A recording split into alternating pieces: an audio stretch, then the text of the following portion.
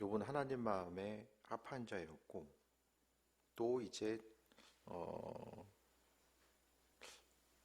하나님이 사탄에게 욥을 자랑하는 모습을 보이게 되죠.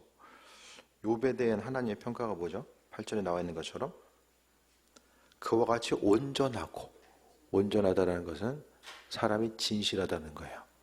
거짓이 없이 진실하고 정직하여 하나님을 경외하고 온전하고 정직하여 하나님을 경외했다라고 이야기하고, 그것은 악에서 떠난 자. 그러니까 하나님 보시기에 이 땅 가운데 자랑이 되고 제일 기쁨이 되는 사람은 누구입니까? 죄와 악에서 떠난 사람입니다. 삶의 여정 가운데 거짓이 없고 또 주님만 바라보고, 또 하나님께서 가장 싫어하시는 것이 죄잖아요. 죄 때문에 그분의 사랑하는 아들 예수 그리스도께서 이 땅에 오셔서 또 피 흘리고 고통당하신 것.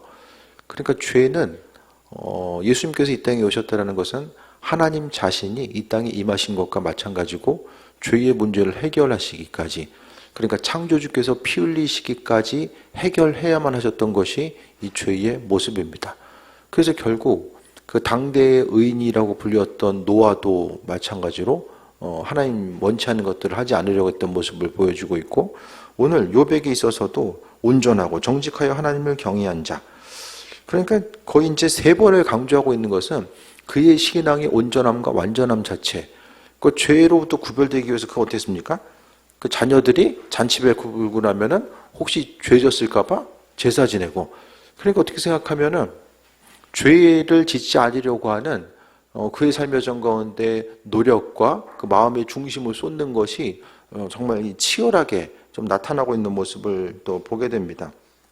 그래서 하나님이 욥을 자랑했을 때에 이거저거 다른 거 이야기하는 것이 아니라 죄로부터 구별된 삶을 살고자 했던 것을 말씀하고 있고, 이 땅 가운데 하나님 보시기에 합한 자로서의 온전한 삶은 바로 다른 것이 아니라 죄로부터 구별된 삶.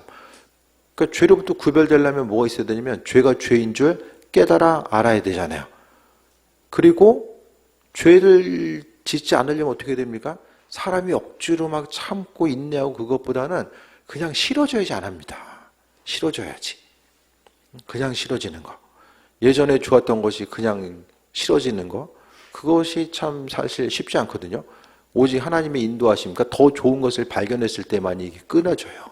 그러니까 결국 이제 그 그리스도 예수 주님이라고 하는 그 존귀한 존재에 대한 그 가치 자체가 내게 있어서 가장 큰 자리로 자리 잡았을 때에 세상 다른 것들이 끊어질 수 있는 거예요.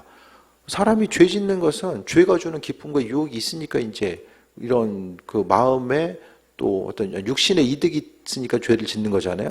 죄로부터 구별됨 자체는 바로 선하신 하나님의 인도하심과 그분을 통해서 마음속 깊은 것들, 모든 것들이 이제 주로 사로잡힘이 되어야지만이 가능한 거죠.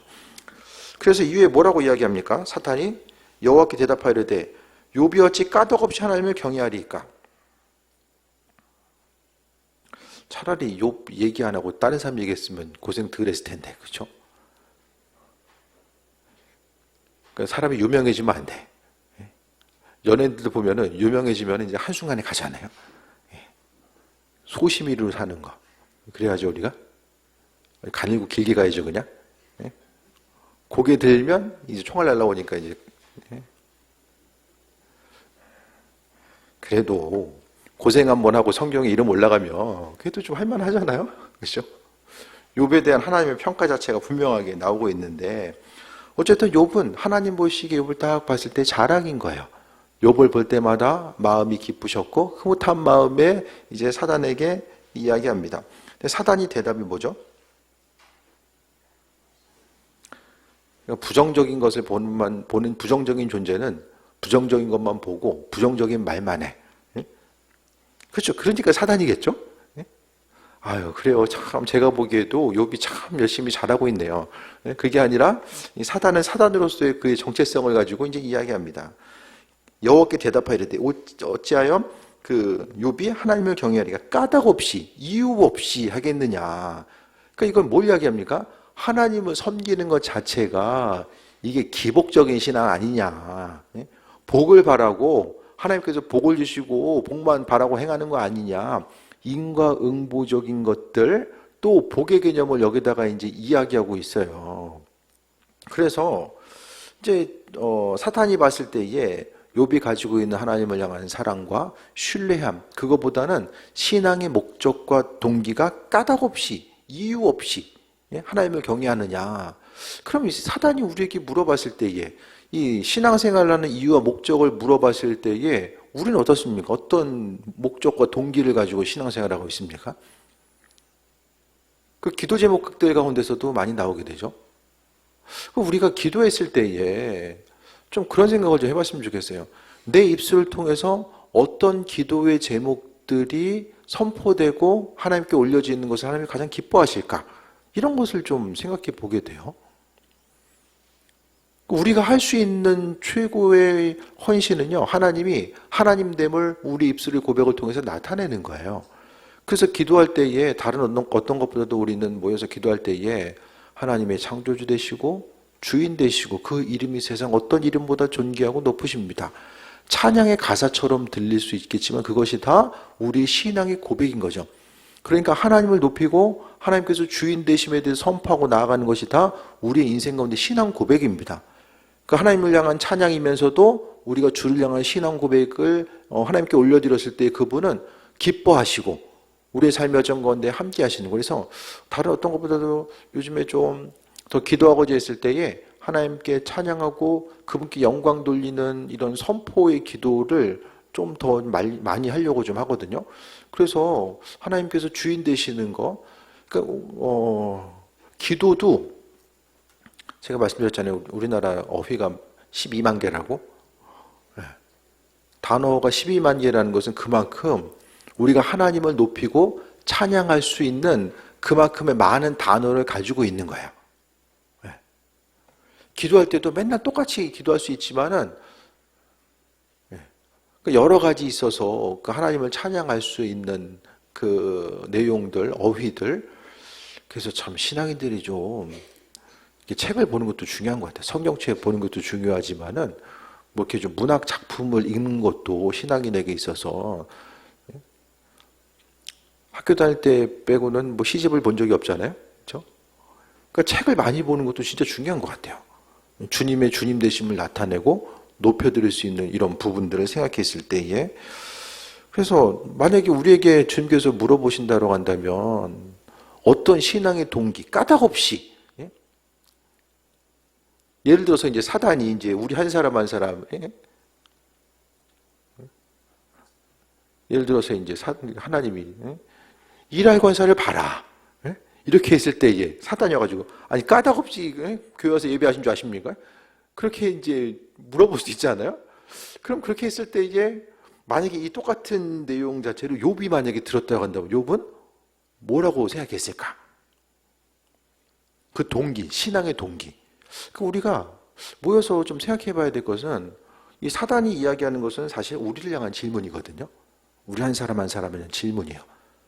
까닭 없이 교회. 그러니까 우리가 순수한 목적에 의해서 하나님을 높이고 하나님께 감사하고 영광 돌리기 위해서 뭐 했는가? 아니면은 다른 동기와 목적이 있는가? 물론 이것을 다 완전히 분리할 수는 없어요. 하나님을 향한 기대함과 소망함이 있으니까 자녀가 아버지를 향해서, 부모님을 향해서 기대함 갖는 게 나쁜 건 아니잖아요. 그거 다 지극히 당연한 거잖아요. 하지만 그 목적과 방식과 동기 자체가 이 관계성이 더 중요한 거죠. 쉽게 이야기하면은 부모가 뭘 더 해주니까 부모를 향해서 마음을 표현하는 것과 그 반대, 그냥 부모님이니까 주신 것에 대해서 감사하면서 나아가는 것. 비슷해 보여도 어떤 것이 이제 먼저가 되어야 되는가 좀 다른 문제 같아요. 10절에 주께서 그의 집과 그의 모든 소유물을 울타리로 두르심이 아니니까. 삶을 살아감에 있어서 하나님은요, 울타리로 우리의 삶을 보호해주고 계십니다. 때로는 이거 울타리가 있는 거야, 없는 거야? 잘 눈에 보이지도 않고, 이 울타리가 너무 낮은 거 아니야? 이렇게 생각될 때도 있어요. 하지만 하나님은 분명하게 우리가 보이든 보이지 않든지 간에 울타리로 막아주셔서 안에 있는 것이 새지 아니하고 또 외부로부터 침입을 받아가지고 빼앗기지 아니할 수 있는 그 은혜와 충만함을 허락해 주신다라는 거예요. 그러니까 하루하루 살아가는 것이 그냥 마땅하고 당연하게 사는 것 같아요. 근데 사람이 사는 게요, 그냥 당연한 것처럼 보여도 하루하루 숨 쉬고 오늘 하루를 살아온 것 자체가 그것이 그냥 이루어진 것이 아니라 하나님 은혜 가운데 이루어지고 있다라는 거예요. 오늘날 심장에 그냥 계속 뛰어주잖아요. 언제까지 뛸까요? 아무도 모르잖아요.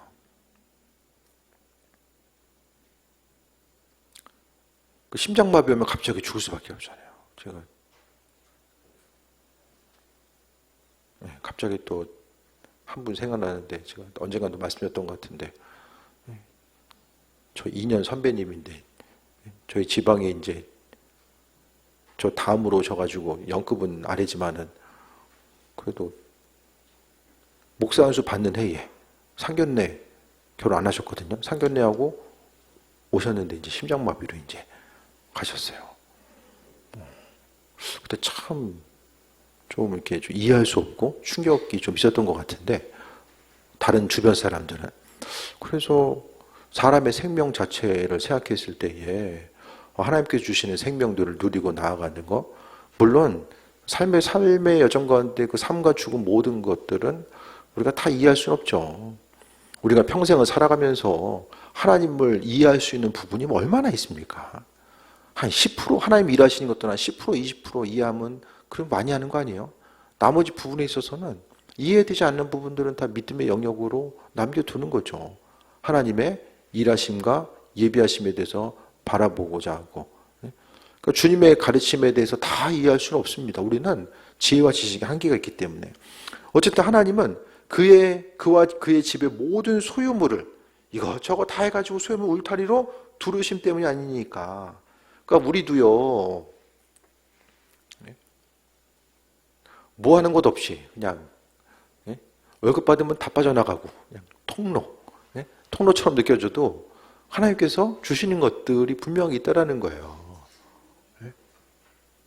또 뭘 이야기합니까? 그의 손으로 하는 바를 복되게 하사 그의 소유물이 땅에 넘치게 하였음이니다라고 합니다. 동의가 안 될 수도 있어요. 손으로 하는데 마이너스의 손이야. 다 마이너스야. 그렇게 느껴질 수도 있어요.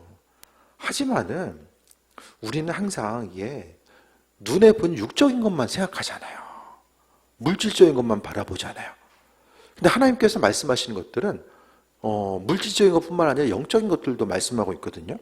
우리가 손으로 하는 것에 대해서 그 소유물 자체를 눈에 보이는 거, 뭐 은행의 잔고액수만 그것만 바라볼 것이 아니라 우리가 이 땅 가운데 열매 맺게 하는 것은요, 소유도 있지만은 영적인 자산이 분명히 그 안에 존재하게 됩니다. 눈에 보이진 않지만은 하나님께서 우리로 하여금 주님 보시기 부유한 사람이 있잖아요. 세상에서 보기에 세상 사람 이야기하는 부의 개념과 하나님께서 말씀하신 이 부의 개념이 다를 수 있거든요. 그 부를 이야기했을 때에 하나님은 우리로 하여금 손으로 하는 바를 복되게 하신다. 내가 주를 위해서 수고하고 헌신하는 거, 또 내가 때로는 어떤 그 경제적인 문제를 해결하기 위해서 행하는 모든 것들 가운데서 하나님은 복되게 하신다. 그래서 우리가 우리의 노력 가지고 우리 힘 가지고 세상 살아가는 것 같아도 하나님께서 우리의 삶으로 행한 바를 복되게 하시고 또 소유물이 땅에 넘치도록 하나님께서 은혜와 충만함으로 함께 하신다라는 거. 그래서 하나님이 주신 것들에 대해서 그냥 마땅하고 당연한 것이 아니라 주께서 은혜로 주신 것들에 대해서 감사하고 또 영광 돌리는 삶을 살아가는 것이 무엇보다 중요합니다. 그래서 내 인생 가운데 하나님 뭘 하고 계시는가? 눈으로만 봐서는 알기 힘들잖아요. 그러니까 기도하고 주님께서 허락하신 지혜를 가지고 삶을 살아가는 거죠. 11절에 이제 사단 이야기죠. 주의 손을 펴서 그의 모든 수염을 치소서 그리하시면 틀림없이 주를 향하여 욕하지 아니하겠나이까 라고 합니다. 이게 이제 기복적인 신앙을 이야기하는 거죠. 소유가 있으면 주님을 더 높이고 찬양하고 소유가 사라지게 되면은 주님을 원망하는 거. 이게 이제 기복적인 신앙을 이야기하는 거예요. 그러니까 그 사탄이 보기에 욥의 모습은 기복적인 신앙이다라고 생각을 했던 거예요. 있으면 믿고 없으면 믿지 않는 것, 이런 부분을 이야기하는 거죠.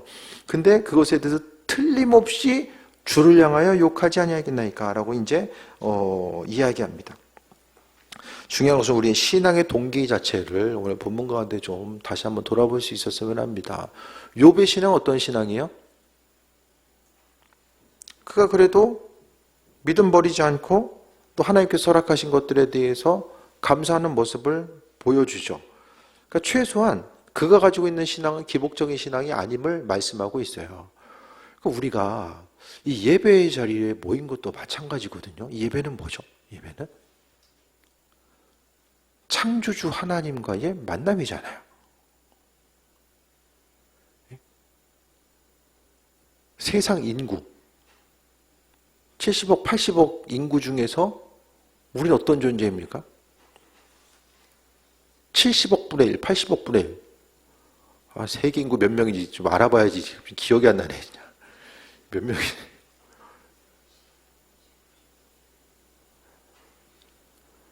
아니, 우리의 이름에 대해서 별로 표도 안 나잖아요. 지구만 하더라도. 몇 명이니, 세계 인구? 80억? 80억. 많아졌어요. 80억이면. 80억 인구 중에서 80억 분의 1하면 존재감이 있습니까? 온 우주에 비해서, 우주라고 하는 전체 우주에 비해서 우리의 인생의 존재라는 게 얼마나 큰 의미성을 갖고 있습니까? 정말로 작고도 작은 우리 한 사람 한 사람이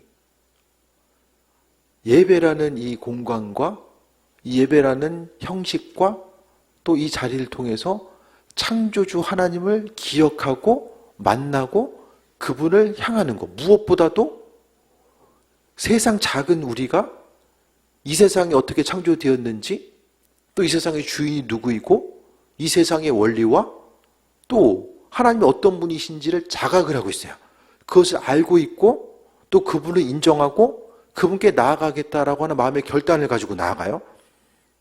근데 이 작은 우리에게 더 놀라운 것은 하나님이 우리의 이름을 알고 계시고 우리 한 사람 한 사람이 예배 드리고자 했을 때에 우리를 기억하시고 또 환경 가운데 마음의 감동 가운데 또 생각 가운데 역사하셔서 그분의 뜻을 비치시고 함께 하신다라는 거예요.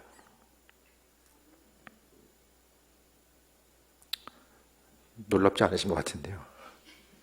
이게 엄청나게 놀라운 사건이에요. 목회를 한다는 것도 정말 지극히 작은 자를 사용하셔서 그 창조주 하나님의 거룩하신 말씀을 전하게 하시고, 하나님이 오늘 본문 가운데 보면은 죄 없는 사람을 의인으로 여겨주시님에도 불구하고 우리가 하루라도 죄 안 짓고 사는 날이 있습니까? 죄인임에도 불구하고 우리와 화해하시기 위해서 친히 아들 그리스도 예수를 이 땅에 보내주셔서 죄된 우리를 만나주시고, 왜 만나주십니까? 내 안에 예수님이 계시기 때문에 그 예수님 때문에 우리를 만나주시고 함께 하시고 죄 없다 하시고 은혜의 자리로 불러주신 거죠. 그러니까 우리가 지금 뭘 하고 있는지, 또 하나님 보시기에 우리가 어떤 존재인지, 예배자로서의 삶을 살아가고 또 함께 모여서 주께 영광 돌리는 것이 이게 무슨 의미인가, 이거 생각했을 때에 우리는 단순히 종교 생활이 아니라 이것은 창조주 하나님과 우리와의 만남이 이루어지는 것, 이것이 바로 이 순간 예배의 모습입니다. 뿐만 아니라 오늘 말씀에 나와 있는 것처럼 그 작은 자 한 사람 한 사람을 예수님 때문에 우리를 하고 울타리로 둘러주시고 손으로 하는 바를 복되게 하시고 넘칠 수 있는 은혜와 충만함을 허락하시는 것은 다 그리스도 예수 주님 때문에. 성경에서는요, 하나님은 죄를 용납하시는 분이 아닙니다. 죄를 용납하시는 분이 아니에요. 다 죄값 치르잖아요. 근데 그 죄임에도 불구하고 주님께서 우리 한 사람 한 사람을 기억하시고 은혜로 함께 하시는 그 풍성함이 우리에게 있는 거죠. 12절에 여호와께서 사탄에게 이르실 때 내가 그의 소유물을 다 내 손에 맡기노라. 다만 그의 몸에는 내 손을 대지 말지니라. 사탄이 곧 여호와 앞에서 물러나니라. 그러면 얼핏 생각하면은, 야, 이거 정말 하나님이 사탄에게 넘어갔구나. 이렇게 생각할 수도 있잖아요. 근데 성경 가운데 사단은요, 하나님의 주권 가운데 있습니다. 하나님이 허락한 만큼만 움직이는 거죠. 그래서 오늘도 보게 되면 하나님이 욥에게 시험을 허락하실 때에 생명은 해하지 말라고 이제 두 번째 나와서 이야기할 때도 하고 있잖아요. 생명은 해하지 말라.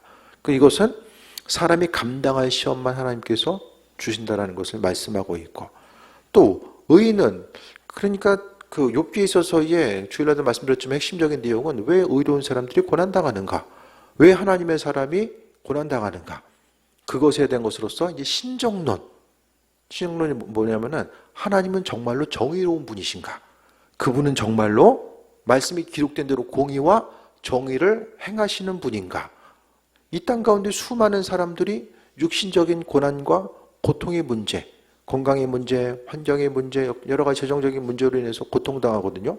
그 고통 앞에서 그 고통당하는 자녀들을 그냥 내버려 두시는 분, 네? 그분은 정말 공의로우신 분, 정의로우신 분인가? 그것에 대한 물음으로부터 출발한 것이 이제 욥기의 내용입니다. 우리의 생각을 통해 봤을 때는, 아니 이토록 하나님의 자랑거리가 되는 한 사람 한 사람, 그 자랑거리가 되고 의인이었으면은 죄와는 상관없기 때문에 사단이 설령 시험한다라고 할지라도 하나님 하지 말라고 하셨어야 되는데 왜 시험을 허락하셨을까라는 생각을 좀 해보게 되죠. 이게요, 육신적인 삶, 이 땅에서의 삶이 시작되고 마지막이면은 이 땅에서의 삶만 있으면은 고통당하면 안 됩니다. 하나님 허락하신 복의 개념이 천국과 그런 천국의 개념이었고, 한 세상 살다 끝이면은 의인들이 고통당하는 것은 이제 성립이 뒤로 될 수가 없거든요. 하지만 하나님은요, 자주 말씀드리지만은 이 땅에서의 삶을 통해서 우리는 하나님 나라를 경험하는 자, 이 땅에서 모난 부분이 다듬어지고 또 이 세상을 통해서 육신을 가지고 있는 동안에 죄와 싸워 나가고 정말 소중한 가치가 무엇인지를 깨달아 알고자 하는 이런 과정들, 바로 우리가 다듬어짐을 통해서 하나님 나라의 백성으로서 준비되고 다듬어지는 시간이 이 땅에서의 모습입니다. 그렇다고 해서 세상은 무조건 고통이고 천국은 기쁨이냐? 그것도 아니에요. 이 땅에서도 주님과의 관계성을 통해서 우리에게 온전한 기쁨과 소망함을 누리길 원하셨던 거죠. 결국 뒤에 이제 나오겠지만은 이번 고난을 통해서 그가 하나님에 대한 이해가 달라집니다. 이전에 그의 모습은 죄짓지 않기 위해서 스스로 부단히 노력하잖아요. 어떻게 생각하면 욥은 스스로의 정결을 위해서 율법을 지키고 스스로의 힘과 노력에 의해서 의로워지고자 했던 한 사람이 아닐까라는 생각을 좀 해보게 됩니다.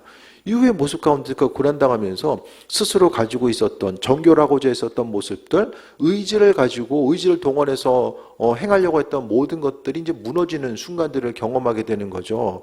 그 무너짐, 그러니까 분명히 그가 하나님의 백성으로서 또 의로운 삶을 살고자 했을 때에, 사람이 의로운 삶을 살고자 하면 할수록 뭐가 생깁니까?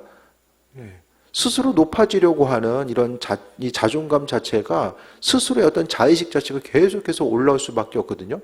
그러니까 무너짐의 사건들, 하나님이 사단을 통해서 그의 삶을 흔들고자 했을 때에 정말 모든 것이 무너져 내리는 순간들, 그동안에 있어서의 자신의 자랑들, 재산과 자식과 지위와 명예가 자신에게 있어서의 자랑이었다고 한다면 그 모든 것들이 다 무너지고 해체된 상태 가운데서 하나님과 나와의 1대1의 관계, 심지어 몸에 병까지 얻은 상태에서 하나님을 만나게 되고, 그런 아이러니하지만은 그 소유물 때문에 더 하나님을 향해서 나아갔던 그 모습, 사단의 이야기가 그것이 사실이 아니라는 것에 대해서 그는 중간중간에 불만하고 불평한 모습도 보이지만은 이후에 하나님께서 다시 만나 주셔서, 그러니까 욥이 회복된 것은 스스로 친구들과의 대화 가운데 깨달음을 얻어서가 아니라 하나님이 다시 그의 인생 가운데 만나 주셨습니다.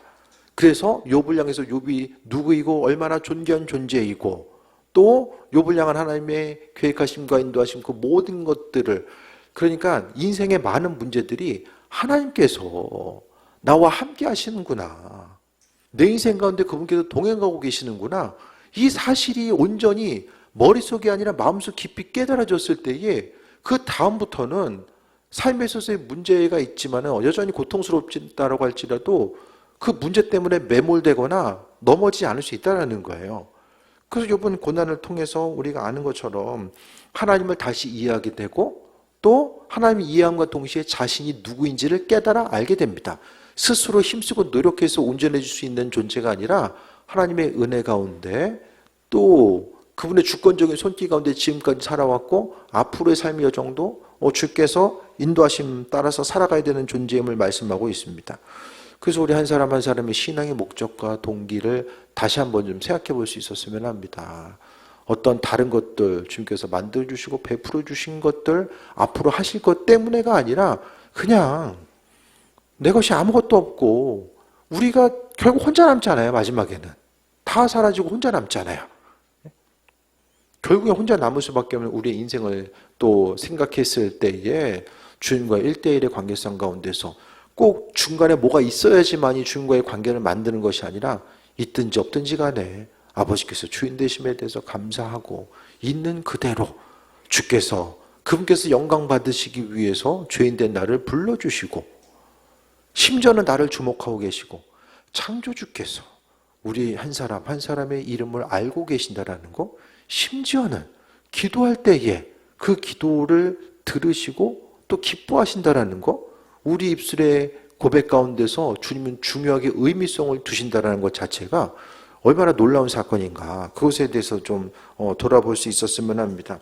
그래서 모든 일들 가운데서 하나님은 우리를 보호하시고 함께 하시는데 어떤 조건적인 하나님과의 관계성이 아니라 그냥 주신 것에 대해서 감사하고 모든 것 내려놓고 정말 하나님께서 하나님의 방법대로 우리의 삶을 다스리시고 함께 하실 것에 대한 소망감 가지고 나아가는 것, 이것이 바로 창조주 하나님을 대한 우리의 자세이고 또 우리가 깨달아 알든 알지 못하든 하나님의 방법대로 여전히 지금도 앞으로도 주님 만나는 그 순간까지 그분의 일들을 계속해서 한 가지 한 가지 행하며 나아가실 것에 대한 소망감만 가지고 이제 우리는 움직이는 것입니다. 그래서 무슨 일을 하든지 간에 또 오늘 하루의 삶의 여정 가운데 또 내일도 마찬가지죠. 주께서 주인 되셔서 일하시고 함께 하시고 때로는 하나님이 우리의 믿음의 터전, 그러니까 삶의 터전을 흔드실 때가 있어요. 그래서 경험한 이들도 있고 또 경험하고 있는 사람도 있고 앞으로 하게 될 일들도 있을 텐데 중요한 것은 주께서 삶의 터전을 흔드실 때에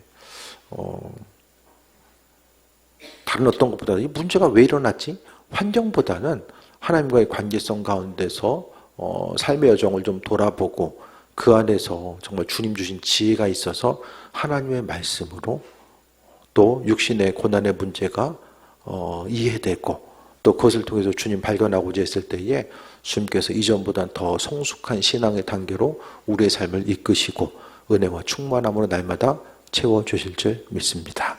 기도하겠습니다. 주님의 사랑에 감사드립니다. 창조주 하나님께서 날마다 우리의 삶의 여정 가운데 함께하고 계시며 그 은혜로 부어주고 계심을 감사드립니다.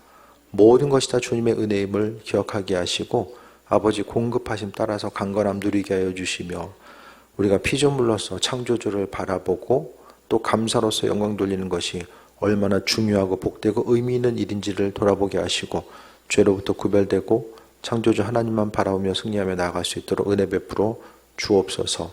모든 것이 주님의 은혜입니다. 주님 새 일을 이루시옵소서. 예수님의 이름으로 기도드립니다. 아멘.